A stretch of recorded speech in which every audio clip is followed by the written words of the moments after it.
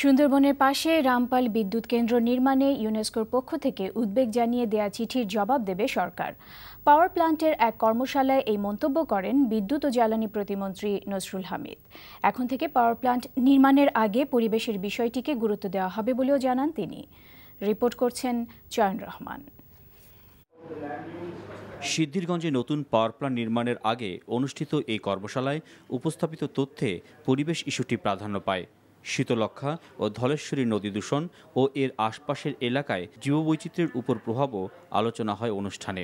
এরই মধ্যে বিদ্যুৎ প্রতিমন্ত্রী কথা বলেন রামপাল ইস্যুতে ইউনেস্কোর উদ্বেগ নিয়ে।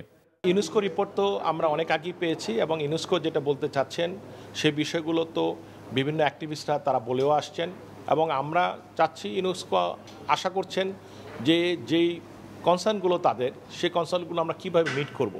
তো আমাদের জবাবটা এনভায়রনমেন্ট ডিপার্টমেন্টে তাদের জবাবটা দিবেন, তারপরে হয়তো আমাদের একটা আমরা আশাবাদী যে ওইখানে হয়তো কোনো কনসিডারেশন হয়তো হতে পারে। অন্যান্য বিদ্যুৎ প্রকল্প নির্মাণের আগে মন্ত্রণালয়ের বিবেচনার বিষয় নিয়েও এ সময় কথা বলেন তিনি। এখন এই পরিস্থিতির জায়গা থেকে 60,000 মেগাওয়াটে গেলে এনভায়রনমেন্ট এফেক্টের জায়গায় কী এফেক্ট হতে পারে, সেই কিউমুলেটিভ এফেক্টগুলো কী হতে পারে, এগুলো কিন্তু আমাদের চিন্তার বিষয় চলে আসছে। আমরা যে পাওয়ার প্ল্যান্টগুলো করতে যাচ্ছিলাম এবং যাচ্ছি সেখানে বিভিন্নভাবে বিভিন্ন দিক থেকে সমালোচনা হয়ে আসছে, কতগুলো কনসার্ন হয়ে আসছে, সেগুলি কিন্তু আমরা কনসিডার করছি বলেই কিন্তু আমরা এই স্টাডিগুলিতে যাচ্ছি আরও সিরিয়াসলি। এছাড়াও পরিবেশগত প্রভাব নিয়ে গবেষণার জন্য এ সময় বিশ্বব্যাংককে এগিয়ে আসার আহ্বান জানান বিদ্যুৎ প্রতিমন্ত্রী। চয়ন রহমান, এনটিভি নিউজ, ঢাকা।